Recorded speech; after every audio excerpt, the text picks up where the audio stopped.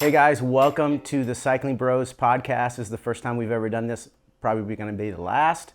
And today we're talking about the best of 2001 cycling. 2021. 2001. You mean it's not 2001? 2021, this is why it's probably going to be our last podcast. 2021 best of cycling, here with Justin Hannikin, and we're going to be going through a couple different things on our different categories, the best of. And so let's just start off with the year in review. Year in review, I am a total cycling nerd. I either watch every race or know what's happening in every race. And so what a year. 2021 was ridiculous. We were blessed and treated to some of the most incredible finishes I've ever seen. There were so many highlights for me, and I just want to mention a couple of things that stood out to me throughout the course of the year. Obviously, there's 3 Grand Tours. So the Giro d'Italia with Filippo Ganna. They love saying his name on some of those GCN Plus, Filippo Ganna is insane. Mm-hmm. The guy won the opening time trial, individual time trial, and the closing individual time trial, and was consistent for 21 days. Mm-hmm. I mean, you're a fan. Yeah, I'm a fan of him. I would say in general, like every single Grand Tour, a lot of the races were just amazing. We had a lot of Grand Tours that really were just set apart from the other Grand Tours in the past. So I would say this last year's cycling is probably some of the best cycling I've seen. Actually, the last 2 years, we've had a lot of young and upcomers, young people coming up and just kind of taking over the cycling scene. So I think cycling's on the way up. It's amazing. So let's just go ahead and get into these different categories. So the best Grand Tour in your opinion? Yeah, so for those of you that might be new to cycling podcast or pro cycling in general, there are 3 Grand Tours. And so I already mentioned the Giro d'Italia, there's the Tour de France, and the Vuelta de España. And so Italy, France, or Spain, and this one for me, my answer should come as no surprise. My favorite Grand Tour of the year was the Tour de France. And Tadej Pogačar winning back-to-back was a big deal. But the reason I chose the Tour de France was, I'm going to mention one name that you didn't hear a lot throughout the course of the rest of the year, but in the Tour de France commentary, Jonas Vingegaard. This guy just came alive and was insane. And for me, he made it fun every day. You kind of knew what Pogačar was going to do and how he was going to go. But then to watch, one of your favorite moments where the commentators went nuts and they're like, Jonas dropped Tadej Pogačar. You're like, nah, that's a rope-a-dope. No, he rope-a-dope him, definitely. I would say my favorite Grand Tour is probably the one I've been watching the longest, which is Tour de France. And for me, the storylines for the Tour de France were amazing this year. A lot of young guys. We had Wout van Aert. We had Mathieu van der Poel, who was in it for a little bit, Tadej Pogačar, just a ton of talent and let's not forget Julian Alaphilippe, a ton of talent in the Tour de France. And I only wish that Egan Bernal would have ridden the Tour de France. I think that would have been a great time for his team to kind of shine. But other than that, I would say that my favorite Grand Tour is definitely the Tour de France, and it's probably the thing that I'll watch for the rest of my life. Yeah, and Egan Bernal, he won it in 2019, doesn't come back and do super well in 2020, doesn't even ride it in 2021. Do you expect that Ineos will put him in there in 2022? Yeah, I'm thinking they're going to recharge, and they have to go mano a mano with Tadej Pogačar. At that point, because you got the best Grand Tour rider right now, and you got to go head to head with this guy. You got to, even if you lose, at least it shows that you're trying as a team. So I would say favorite Grand Tour, Tour de France. So we agree on that.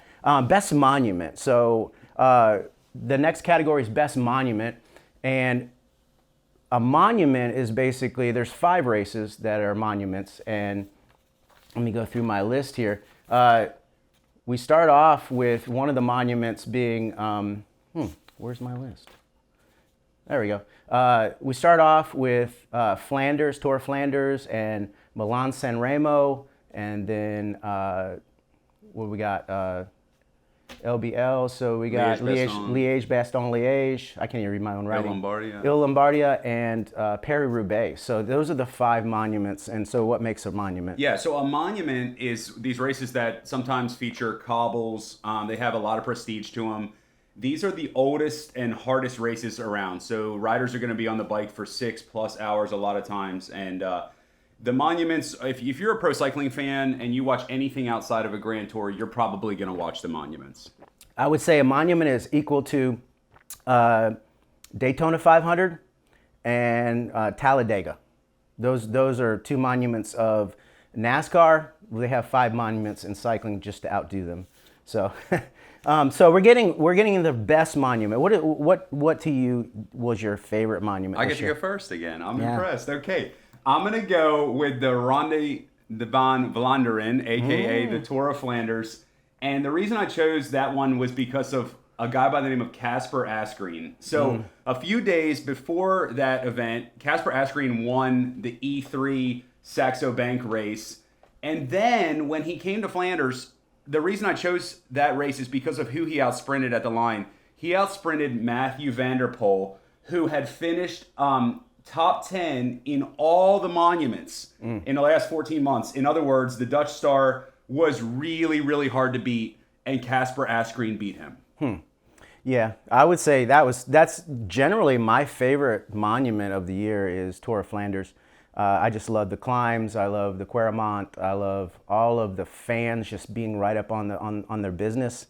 But I would say this year, in the spot that took it away for me was Paris-Roubaix, and you throw in a bunch of rain and cobblestones and people crashing. I would say, I mean, you hate to see people crash, but man, that was an exciting race to me. Like Paris-Roubaix took it away.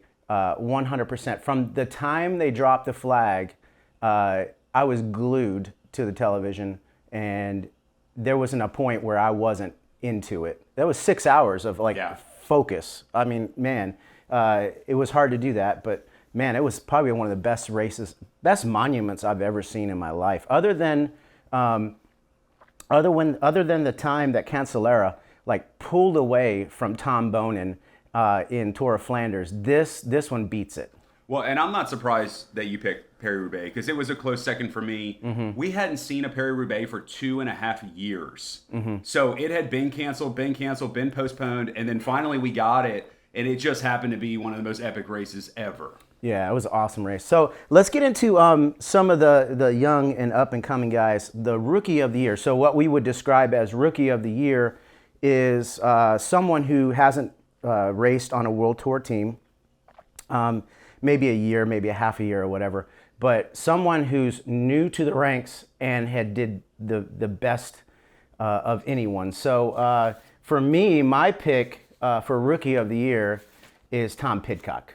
Tom Pidcock was amazing. I mean, I did not know that this guy had never raced on a World Tour team. He raced on a Continental team. He raced some cyclocross and things like that. But man, this guy, he just really fit right into that team, and he's a team leader. He's going to be a team leader for a long time. Incredible pick. He did win gold in the Olympic mountain bike discipline. And so this podcast is about road cycling, but I totally respect that pick. My Rookie of the Year was a guy on Alpecin Phoenix by the name of Tim Melier. I think that's how you pronounce his name. This guy comes out of nowhere. He wins 2 Grand Tour stages. He's always in the mix. He finishes third on the race right before the Tour of Flanders, the Dwars door Vlaanderen. Probably have no idea how to actually pronounce that. But Tim Melier always made it fun for me, and he was always in the mix on these bunch sprints. Yeah, he was an amazing sprinter after climbs. Definitely an amazing sprinter after climbs. So yeah, great Rookie of the Year. Thank you. Now, one day stage race. So we broke it up to basically you could have a 1-day race, or you could have one stage race as your favorite race of the year. So let me throw it on over to you. What was your favorite 1-day or stage day race? So my answer to that question comes right in the very middle of my favorite tour of the year, the Tour de France. I'm going to go with Wout van Aert going up Mount Ventoux 2 times in the Tour de France. And there's this moment where he looks back at the camera and you kind of look at him and he's got this look in his face like, I've got this. And then he kind of like looks back at the camera again and he gives a fist pump. That was the same day I was talking about earlier when Jonas supposedly put Pogacar on the ropes.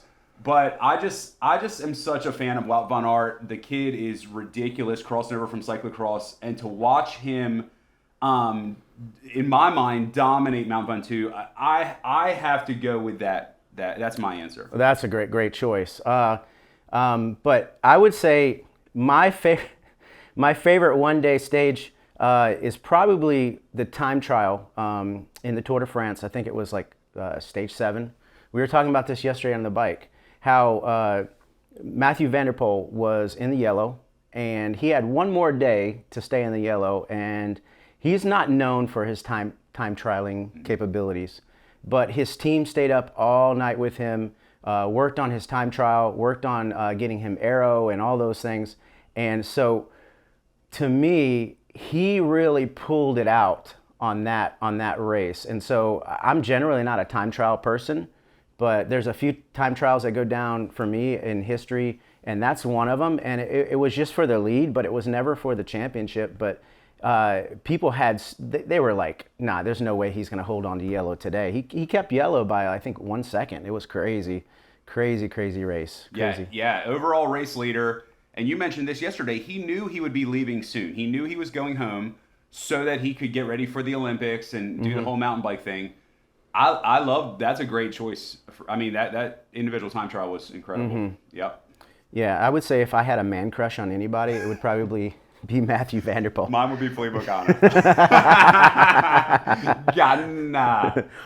My goal is to say that way as many times in this podcast as possible, so you're welcome. Okay, so we move on to the best team. Okay, best team in cycling. For so many years, it was dominated by a couple teams. And so what do you think of when you think of best team in cycling? So this was one of the harder categories for me because everything in me wanted to look at who won, who was dominating every race. And if I would have went there, I would have went to Koenig Quick-Step. I would have went Jumbo-Visma. But my favorite team this year was a seemingly new team that came over from an old team, Bahrain Victorious. How much audacity do you have to name your team Victorious? Yes. Then you have to win.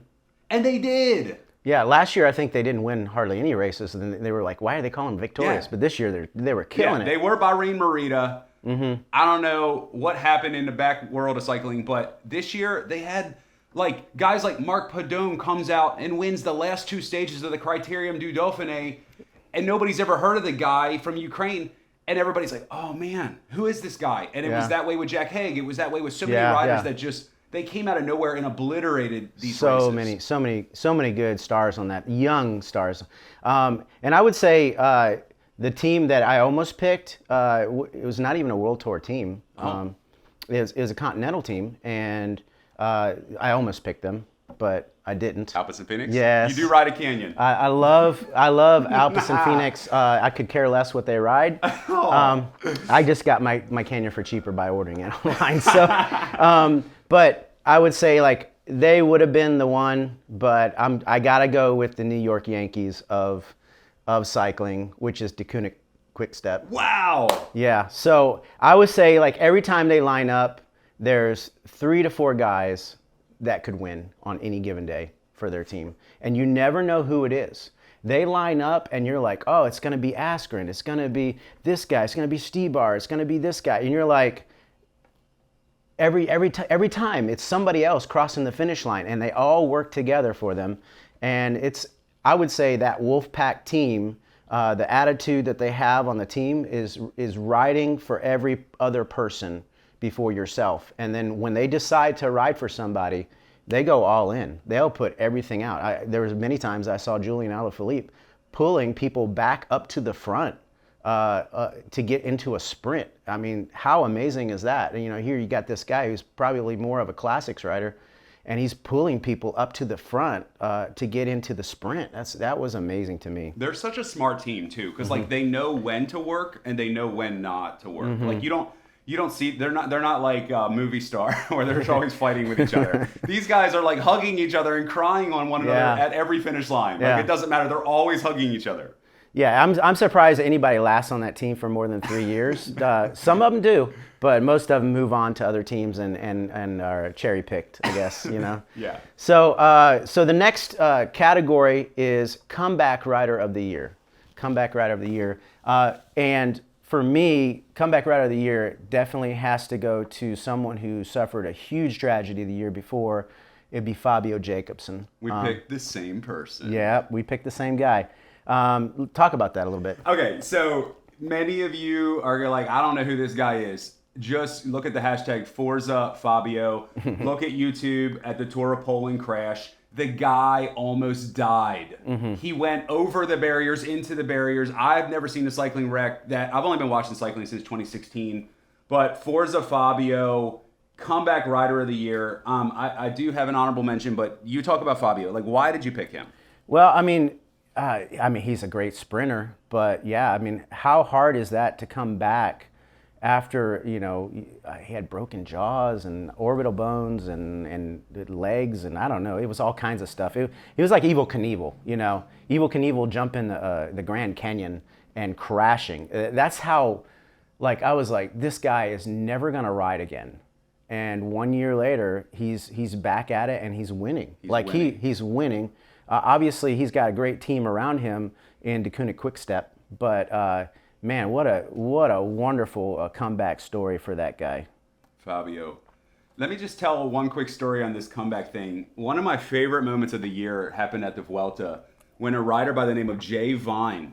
Okay, some of you are like, I've never heard of Jay Vine. The guy crashes into his own team car and goes down. Then he comes back, fights his way back, catches every single break, and he finishes third on the day. Yeah. And like, I'm a Jay Vine fan for life based on that performance alone. Yeah, I remember he was like missing half of his uniform on the one side. I'm like, dang, they're riding naked now. All right, so best classics rider. Who do you think that is? Who'd you say? I'm going to go with Julian Alaphilippe. Love that guy. Yeah. The world champ, 2 years in a row. Let me just rattle off a couple of reasons why I chose him.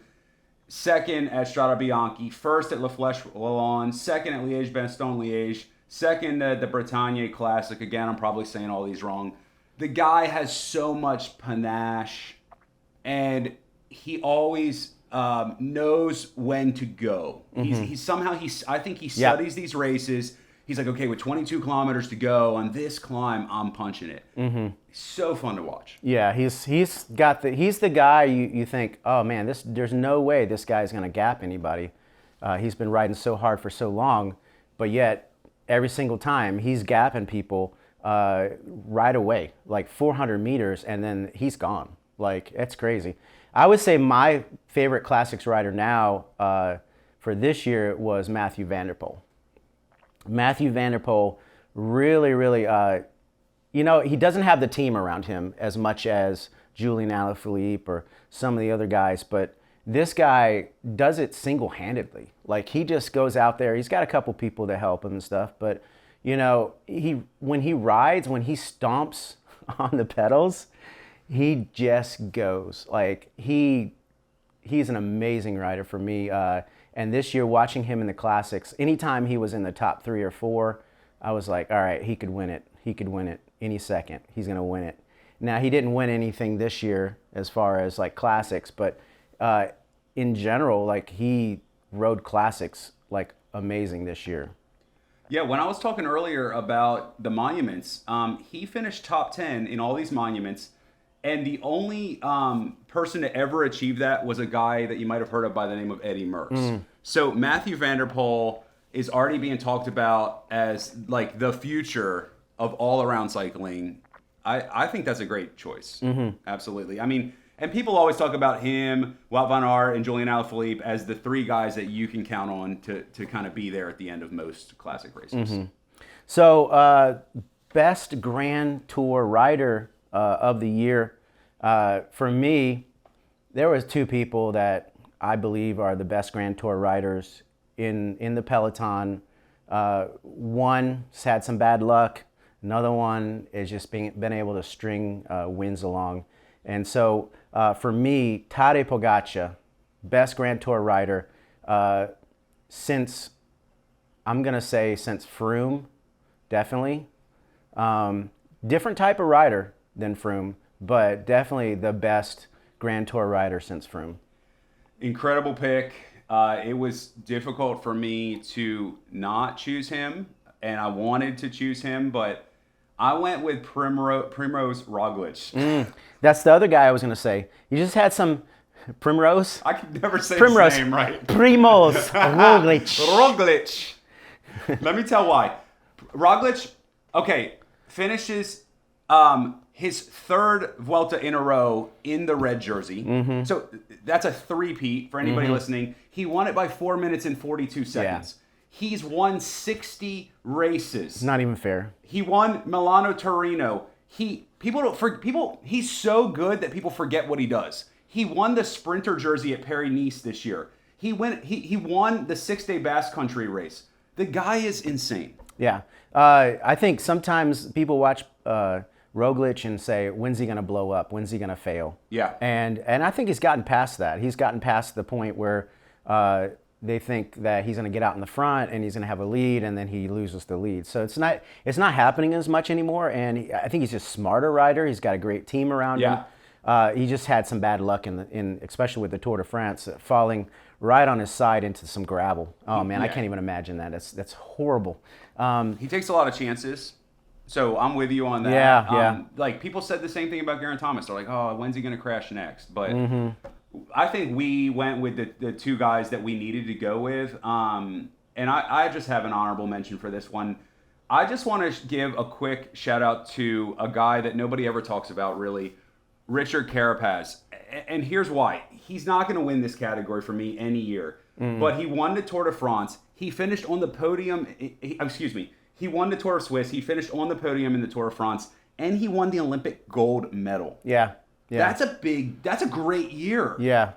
And it's like just below the level of Roglic Now, and Pogacar. Do you think the reason that Carapaz did so well is because his team was kind of disintegrating, so they had to pick somebody to ride for, and Carapaz happened to be the one in the best shape, and so they rode for him?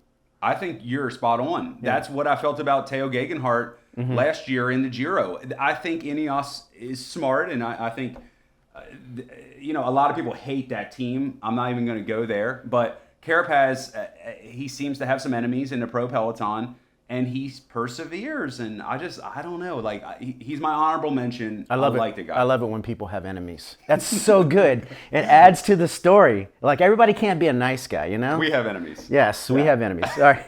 All right. So that goes on to greatest disappointment. So like we don't need to go. We don't need to go honorable mention on this one because there's nothing about being the greatest disappointment runner-up is not so great. So who would you say? Well, did you go last or first on the other one or what? I want you to go first. Okay. So my biggest disappointment, and we probably were going to pick the same person, but I went with Remco Evenepoel. Wow. Okay. So, wow. All right. Last year, Remco was off to like a fiery start. He was amazing. And then he had his crash. I think it was like Torino something, one of those Torino races. Had a crash, broke his hip, came back, rehabbed, and then he was in the Giro, right? And he was riding. He was doing great, but what I started to see from Remco was the fact that he sucks at descending. And that was a shock to me Because I look at this guy and think, oh man, he could do it. He's a five-tool athlete. You know, when we talk about five-tool athletes, he's the athlete that has everything. But the one thing he doesn't have is he doesn't have that descending ability. And so when I saw him descend in any kind of race, he was always off the back, always off the back. I don't know if that's going to go away. Maybe it's the fear of crashing a year ago. But for me, he was kind of like a disappointment for me because I was expecting him to do much better. And that pick for you, I don't know if that was a hard pick because you're a fan. Yes, like, I am. Told me in the past, you're like, I love this that guy. Yeah, he's like almost like the LeBron James of cycling. Yeah, the Belgians adore him. Yes. Chris Horner calls him a knucklehead in most of his podcasts because the guy doesn't have team tactics. He doesn't know yet how to ride. He doesn't have the team. knowledge yet. No. Yeah, he's all heart. He's Yeah. the future. I mean, Yeah. I am shocked by your pick. Yeah. Honestly, but I don't disagree with you. I'm going to go with Michael Matthews.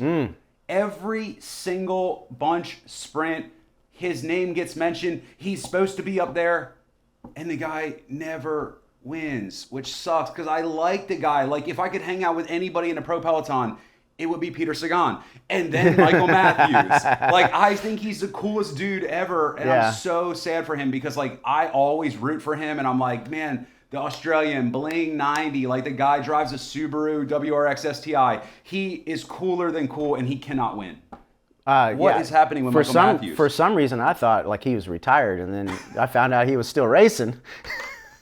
But man, you know, you get a little hard on these guys. You're like, all right, you know. But you know, Matthews is one of those guys, just like you know, Sagan, and they're great riders in tours because they can climb and they can be there at the sprint. You know. Yeah. But yeah, he doesn't have his team around him. He didn't have the shape this year. Like, he just was not in it this year at all. I wish I could say I'll talk to you later about my other disappointment, but man. This is one of those categories where I'm like, I want to know what other people think. So if you're watching this, throw it in the comments. Who is your biggest disappointment? Answer any of these categories. Let us know some feedback on what you were thinking. Right. All right, so we had a few technical difficulties right there. So we're talking about, what is it, the best American. So I'm going to go with Niels Paulus. He won GC in the Arab Emirates race at the beginning of the year, got 5th in Worlds. Now, the thing with Americans, they tend to be in a support role right now.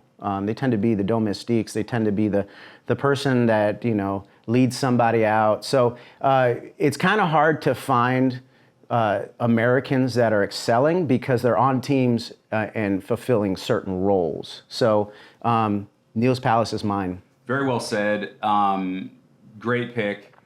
I think a lot of people watching this probably would want one of us to say Brandon McNulty. But I'm going to go with Lawson Craddock. And the reason I'm going to pick Lawson Craddock is the guy is such a team player. When he helped Magnus Cort Nielsen win at the Vuelta, he crossed the finish line as if he had won the race himself. His arms are in the air. He's super pumped. I just love Lawson. I've loved him on EF for 5+ years. He's being traded to a new team, I believe, this coming year. But the guy is ever. Do you remember the Tour de France where he crashed, broke his clavicle, still finished the race within the time cut, finished dead last? This was like 4 or 5 years ago. Oh, yeah. I've been a fan ever since. Right. Awesome Lawson. That's why you pick him, because of the name, right? That's right. Ganna. So, yeah, a great choice. He's such a fighter. Yeah.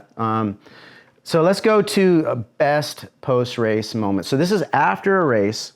Reporters are around. Maybe they're getting interviewed. Maybe it's, I don't know, they're rolling around on the floor. Who knows what they're doing. After a win, best post-race moment for you.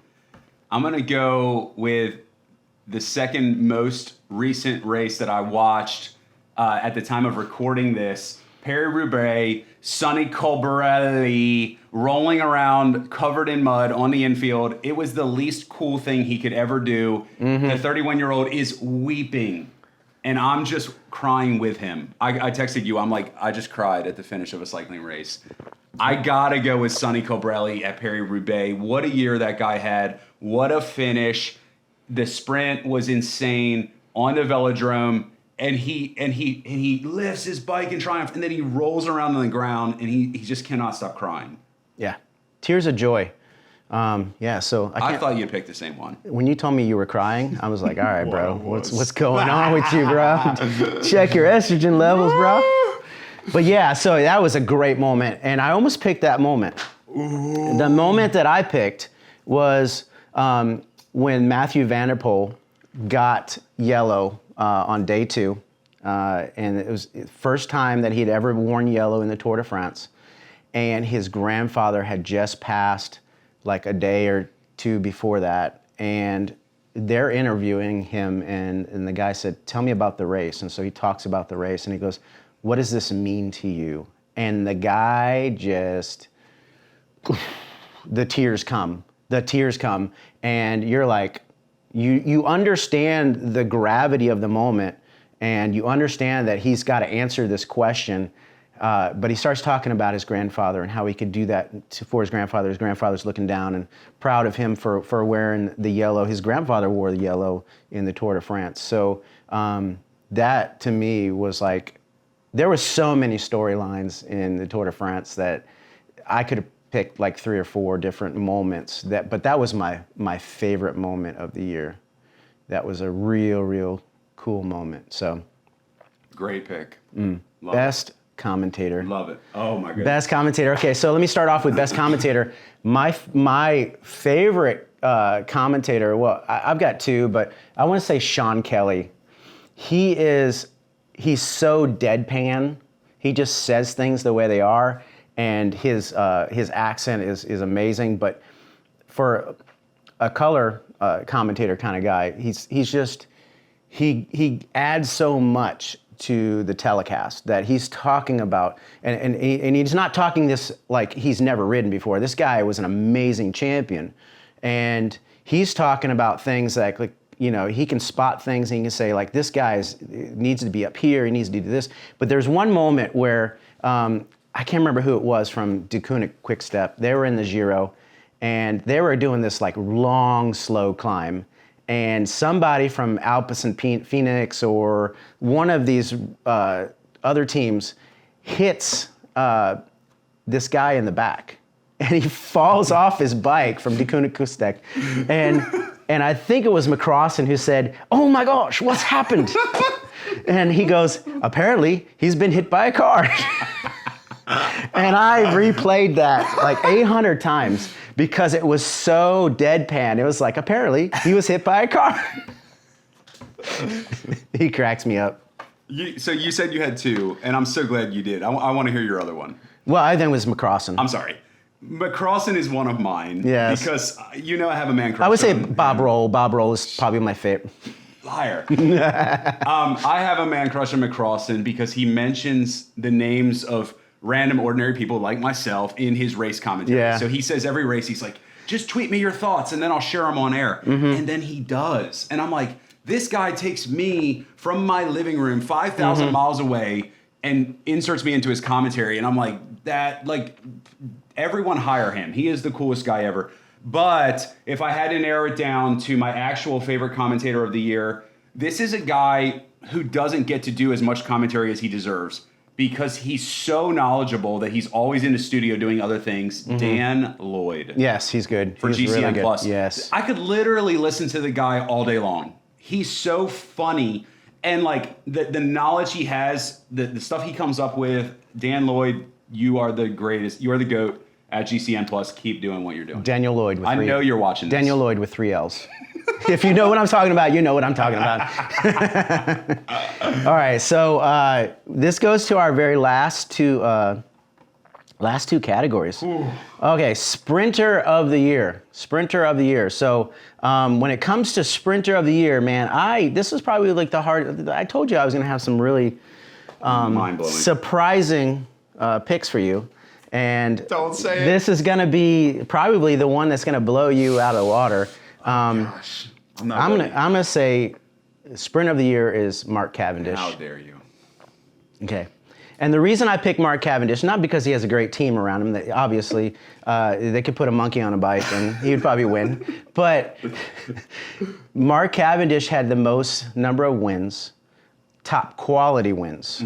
Like they were World Tour elite team wins. Like they weren't like these little like one-day races somewhere in like Yorkshire or something like that. They were like amazing races, and he's winning a lot. So I got to give it to him. I don't really care for the guy too much, but man, probably the best sprinter for me of the year. I respect your pick. We have friends that are watching this right now that love Cav. I have to go with Wout van Aert. Let me explain why. Don't freak out, because everybody's like, he's not a sprinter. 2 words, Champs-Élysées. He wins the biggest sprint stage of the whole cycling calendar, the last stage of the Tour de France in Paris. And who did he beat? Who got second? Cavendish. Mark Cavendish. Yeah. All right. This, to me, is the biggest sprint of the year. Team Jumbo-Visma had the best Tour de France you can have without getting a gold, without getting a first place finish at the end. Let me talk about Wout van Aert for 2 seconds. He finished 19th on the GC overall in the Tour de France. He finished 3rd at Milan-San Remo, one of the hardest races of the year. He finished 1st at Ghent-Wevelgem, whatever that is. He finished 1st at Amstel Gold. Wout van Aert is my favorite sprinter of the year. Wow. I know. Probably a lot of people wouldn't say he was a sprinter, but No. that's cool. But then he wins sprints. But you know, like Sonny Cobrelli was a great sprinter too. my But the only way Sonny Cobrelli is winning a sprint is if he's climbing mountains and then a sprint at the end. So a lot of the sprinters that you see in the Tour de France winning, a lot of times they have to get through the mountains first, and that kind of thins the field a little bit. So I would say with Mark Cavendish winning, the green, that made it even, like, I didn't think he was going to get through the mountains. I remember texting you and say after stage 18, he's done. Yeah. There's no way after stage 18 he's going to make it. He made it. Well, people said the same thing about Peter Sagan in the Giro, and they forget that he won the purple jersey at the end. The Ciclamino. He only won one sprint during the race, but he made it all the way to the finish line. I forget where that was. Somewhere. Milan or something. He wins, and people forget about it. But I'm like, Jasper Philipsen, honorable mention. Fabio Jakobsen, honorable mention. There was a lot of great sprinters. But, Cav, for sure. Wout van Aert, love it. Yeah. So final category. Oh, my goodness. Final category, the best rider of the year, MVP, MVR, most valuable rider, go. Pogacar. Teddy P won the UAE Tour. He won Tirreno Adriatico. Let me talk about this guy. In the Tirreno Adriatico, he won GC, he won KOM, and he won the Young Rider. He won first in Liège-Bastogne-Liège. Tadej Pogacar won the Tour de France, the biggest cycling race in the world, 2 years in a row, and I'm saying it right now, he will win it again in 2022. Boom. Wow. You just messed up my mics. Sorry. I'll fix that in post. All right, so Here you go, I'm the MVP of the year is Tadej Pogacar. Same. Also Tadej Pogacar. Like, the guy has a winning attitude, but I'm going with some numbers here. Some numbers. Okay, so I just looked up, who scored the most points, the World Tour points for their team. Okay, Tadej Pogacar scored 40% of his team's points on the World Tour. Okay, you would think, Tadej Pogacar, that's 40%. Wout van Aert's probably scored more than that. No, he only scored 31% of his team's total points. And then you're like, what about Mathieu van der Poel? I mean, he's kind of on a weaker team. No, only 24% of total points. Mathieu van der Poel. Cobrelli did great, but not as many points. Julian Alaphilippe, only 18% of his whole team's points. So if they lose Tadej Pogacar, if UAE loses Tadej Pogacar, they've lost 40% of their total team scores. So I'm gonna give it just for that, just like scoring the most points. But Tadej Pogacar, man, he is he is and will continue to be, unless something really bad happens, winning the Tour de France. Probably will get all 3 of the Grand Tours in a calendar year. I'm gonna call that one out. They'll probably go for the calendar next year. They'll probably go for the Tour de France. Yeah. They'll go for the España, okay, and then they'll go the next year and go Giro. Wow. So I think he's like 23 years old. And what are your thoughts on UAE in general? Like, do they ride well for him? Do they understand that he's their leader and they're not wishy-washy about who they're riding for? Like, or do you think he's just that good that he could win on any team? Well, I mean, he could definitely win on one day races, but in general, they ride only for him. Like they have made that team just for him, and I mean, they got great team tactics.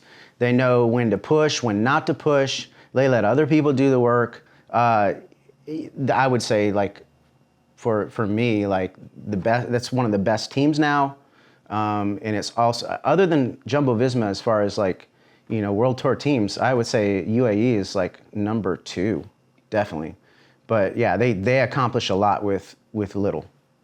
Yeah. Yeah. The 2 people I think we mentioned the most in this podcast are both from the same country, Slovenia. And they ain't slow. No, Fastvinia. Fastvinia. You heard it here first. So great year of cycling. I can't wait to see next year, 2022. See how awesome that's going to be. Once they take away all these restrictions and stuff, can't say that other word or anything like that. But when all that stuff's gone, I'm really looking forward to seeing how next year unfolds. What about you? Yeah, it's going to be incredible. I'm already lamenting that they're not going to have the Tour Down Under apparently, so no race there. And every year I'm just like, please don't cancel Paris-Roubaix. As long as that race happens, as long as the Tour de France happens. Tour de France, they just released their route. They're starting in Copenhagen, Denmark, and the cobbles are back. The iconic climbs are there. It's going to be another incredible year. And yeah, thanks for letting me come on the podcast and just hanging out together here in beautiful Greenville, South Carolina. Let's go ride bikes. Yeah, man. So thank you guys for tuning in. Let us know what you think in the comments below. And till next time, later.